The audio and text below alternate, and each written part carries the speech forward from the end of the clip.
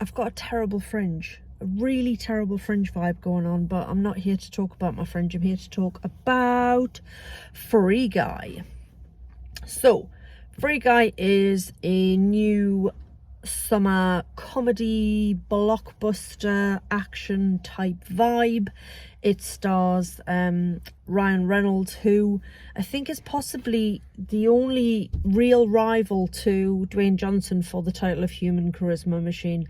I absolutely love Ryan Reynolds, and I think everybody who's ever experienced Ryan Reynolds loves Ryan Reynolds. So he plays a character called Guy. I feel like my camera's on the wrong, and it's worse now. Oh, sod it.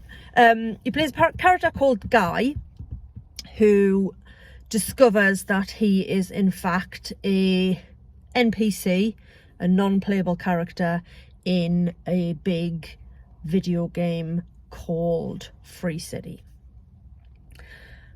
So everybody who's reviewed it so far has likened it to things like The Truman Show and The Lego Movie and Ready Player One, and I completely understand where they're getting all of those things from, because it's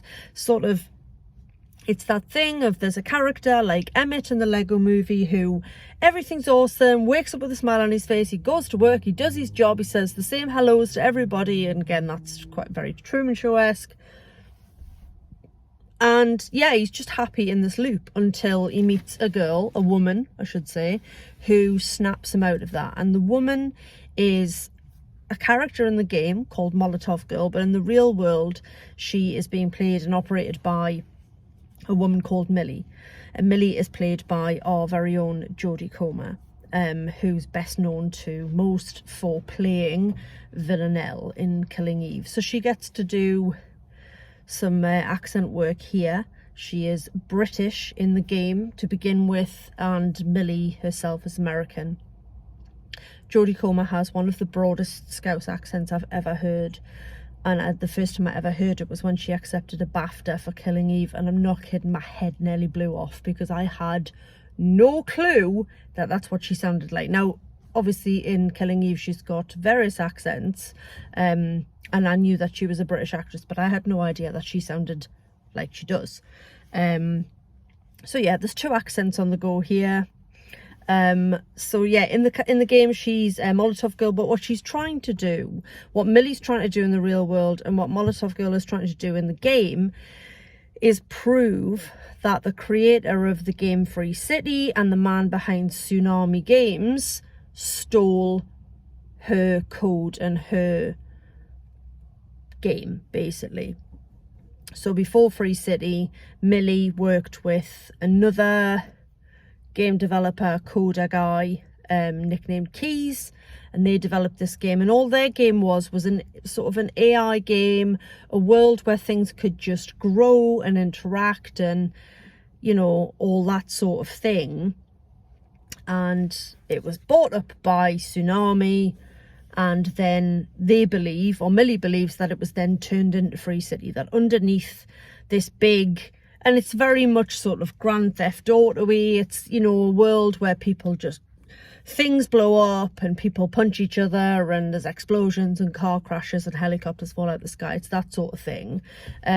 She believes that underneath that game is the game that she built alongside Keys, and she wants to prove that so she can, well, yeah, she's suing Tsunami. The head of Tsunami Games is played by Taika Waititi. I feel like I'm not saying that right. It's quite late. That guy, you know, that guy, director of such things as Jojo Rabbit and Thor Ragnarok, and yeah, just general all-round bonkers chap. He plays Antoine, and he's just determined to do everything he can to stop Millie from proving that he stole their code. So that's what's going on. But at the heart of all of this is Ryan Reynolds as Guy, learning about the world around him and leveling up and just sort of embracing this notion that actually doesn't have to do the same thing he's always done. He can go out and he can do anything he wants. And he's doing all of this because he's fallen in love with Molotov Girl / Millie. I really enjoyed this film. It's a lot of fun, and like I say, it helps that at the heart of it is Ryan Reynolds, because he's just so charismatic, so charming, he's funny, he's obviously delightful to look at, and it was really lovely to see him in this sort of role. You know, he's played quite snarky characters in the past. Obviously, he's maybe most famous in recent years for playing Deadpool, and there's an element of a Ryan Reynolds type character there, but I love the wide-eyed innocence of Guy, very much the same as what you get with Emmett in the Lego movie with Chris Pratt doing the voice. I really enjoyed that. Jodie Comer is superb. She's always superb. It also stars Joe Keery, who you will recognise if you watch Stranger Things. He plays Steve the babysitter, and he's still got his big Stranger Things hair, not quite as 80s, slightly less mullety, but very distinctive floppy do going on. There's loads of background characters in the game who again are sort of encouraged by Guy to break out of that mold, to break out of being, you know, those characters that they are every single day. And it's charming and it's fun. It looks great. There's obviously a lot of CG, but there's also a lot of what I believe to be real sets, real characters. The costumes are great, because obviously the avatars in the game, where it's gamers, they look like you'd expect people to look in that sort of game. So like your sort of Fortnite things and your Grand Theft Autos, it's guys with mohawks and piercings and big guns and stupid jumpsuity type things. So that's what they look like in the game, but obviously they're being played by real people.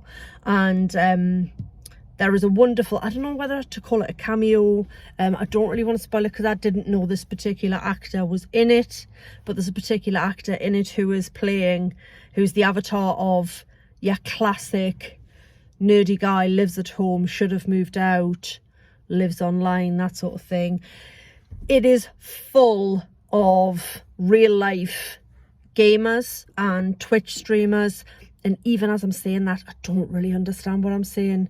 I don't really know what Twitch is, but I understand that there are people in it who are real life online gamers, YouTubers and Twitch streamers, because every time those people appeared on the screen playing themselves, there was kind of a murmur through the audience of obviously people who recognised them. I didn't, because they're not ones my children watch. So yeah, it's not too jarring though, I don't think, obviously because I didn't know these people, it didn't pull me out of the game.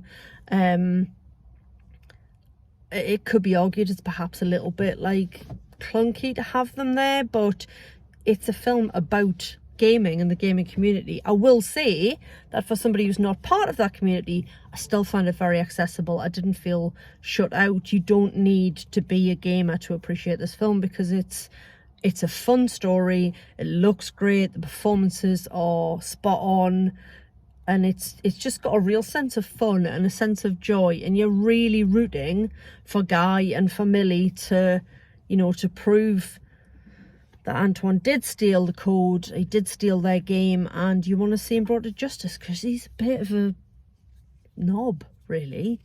It was great fun, so much fun, I loved it. Do you know what's been bugging me for days? In the review of The Last Letter from Your Lover, I said that Felicity Jones was in The Crown, and she's not. That's Claire Foy. They look nothing like each other, they're both just British women. So yeah, that's been bugging me. I know my stuff, I do, but occasionally I make a mistake. It's late and I'm in a car park. I'm gonna go and see Free Guy. It is oodles of fun. I liked it a lot. I think you will too. I'll endeavour to have better hair in the next video, but I'm not making any promises. That's me done. Katie out.